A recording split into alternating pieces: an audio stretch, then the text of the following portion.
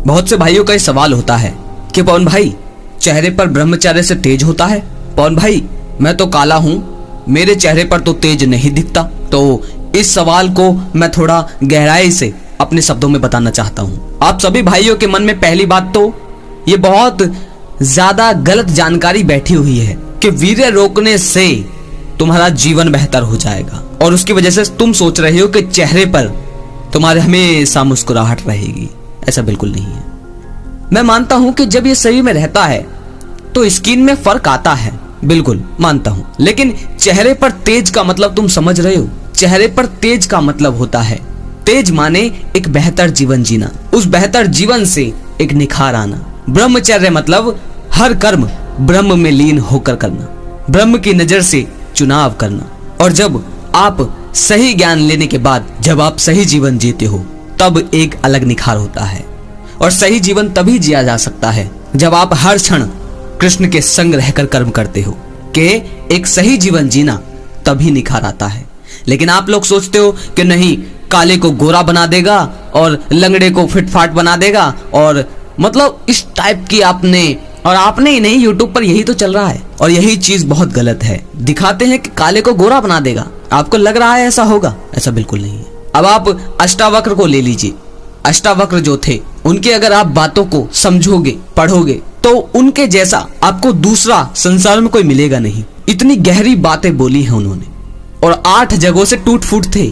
अगर आप उन्हें देखो वास्तविकता से तो कोई उनके पास भी नहीं आना चाहेगा, इतने कुबड्ड थे वो शरीर से। लेकिन अगर आप जैसे लोग देखोगे तो आप कहोगे, अरे ये क्या, ये कोई बाबा है, ये तो बीमारी और फैला देगा। समझ रहे हो? आप जितना इस तेज के बारे में बात करते हो, बाहरी तेज के जो आज चल रहा है यूट्यूब पर, उतना ही आप शरीर से जुड़ते हो।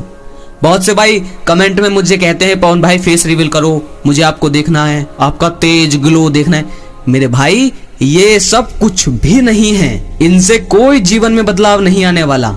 तेज माने कहा गया है जीवन में एक निखार। जब हर दिन सही जियोगे और हर दिन कृष्ण के संग रहकर चुनाव करोगे तो जीवन में निखार आएगा, उसे तेज कहा गया है। फिर एक सहजतम मुस्कान होगी, क्योंकि आपके हर चुनाव में फिर ब्रह्म बैठे होंगे।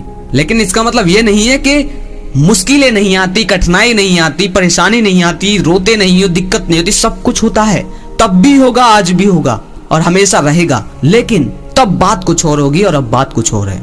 इसे कहते हैं निखार। अगर यूट्यूब पर यही चीज बता रहे हैं कि ग्लो आ जाएगा, ये आ जाएगा, तो ये सब तुम में भ्रम डाल रहे हैं। मानता हूं स्किन में फर्क आता है, क्योंकि शरीर का रसायन है, जब ज्यादा होता है तो वो स्किन पर प्रभाव डालता है, ठीक है। लेकिन इसका मतलब ये नहीं है कि काला इंसान है और वो ब्रह्म से काम कर रहा है तो तुम उसे ये कहो, अरे ये तो 2 कड़ी का है, बेकार है। ऐसा नहीं है, और ये बहुत गलत बात है। कोई काला इंसान है लेकिन वो कृष्ण के संग है तो उससे श्रेष्ठ बाकी कोई भी फालतू लोग नहीं है। इस बात का ध्यान रखना, क्योंकि उसका कर्म कृष्ण से आ रहा है। जितना ज्यादा आप यूट्यूब पर सिर्फ ये सर्च करोगे कि वीर्य से ग्लो आए, ये आए, वो आए, उतना ही आप शरीर से जुड़ते चले जाओगे। और जितना इंसान शरीर से जुड़ता है, चेतना से दूर होता है, उतना ही दुख बढ़ता है, उतना ही गलत संबंध बनाता है, उतना ही गलत जीवन जीता है। क्योंकि आपको पता होना चाहिए कि जिस शरीर के लिए आप दिन रात अभी लगे पड़े हो, वो भी एक समय के बाद जाएगा, और कब जाएगा इसका भी तुम्हें अवधि का कोई अंदाजा नहीं है। इसीलिए ऊंचे से ऊंची चेतना ने आपसे यही कहा है कि जीवन को चेतना के स्तर पर जियो, जीवन को शारीरिक स्तर पर बिल्कुल मत जियो। अब शारीरिक स्तर पर ना जीने का मतलब ये भी ना समझना कि साधु मात्र बताया गया है कि साधु बन जाओ, नहीं। जो शरीर की मूलभूत जरूरतें हैं उन्हें पूरा कीजिए, लेकिन उसके बाद जो भी तुम्हारी मांग हो उसे साइड में रखिए, क्योंकि फिर वो तुम्हारी वृत्ति कहलाती है। इसीलिए कहा गया है कि चेतना के स्तर पर जियो। और कहीं कोई काला दिखे तो ये मत सोचना कि वो कृष्ण से नहीं आ रहा, वो राम से नहीं आ रहा, नहीं, ये गलत है। आप अभी भी बाहरी रूप से देख रहे हो इंसानों को, आप अभी भी यूट्यूबरों में वही खोज रहे हो। हर जगह आप यही खोजते होंगे कि इसके चेहरे पर कितना ग्लो है, इसके चेहरे पर कितना ग्लो है। आप ऐसा सोचते होंगे और देखते भी होंगे, लेकिन ये सही नहीं है, क्योंकि आपको शरीर से लगातार जोड़ा जा रहा है। इंसान की चेतना देखो, अपनी चेतना देखो। आप अकेले में क्या रहते हो, आप क्या नहीं रहते, उसे देखो। आप परिस्थिति बदलने के बाद दुख में कैसे हो जाते हो, उसे देखो। ना कि ये देखो कि आप कितने ग्लो कर रहे हो या नहीं, क्योंकि जीवन को सुंदर तुम्हारी स्किन नहीं बनाने वाली।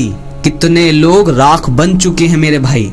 तो ये जो आप ग्लो ग्लो ग्लो काले को गोरा कर देगा, इसे बिल्कुल साइड कर दीजिए।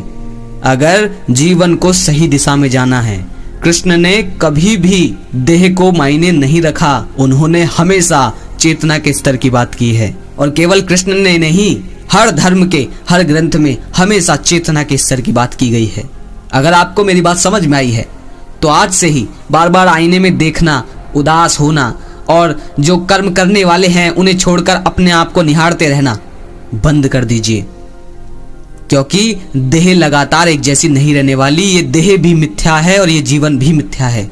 तो जितना जल्दी हो सके ऊंचे से ऊंचे साहित्य, ऊंचे से ऊंची चेतना के द्वारा दिए गए ज्ञान को ले लो और जीवन को बेहतर बनाओ। और बेहतर देह से नहीं होने वाला, चेतना के स्तर पर जाकर ही आनंद मिलेगा।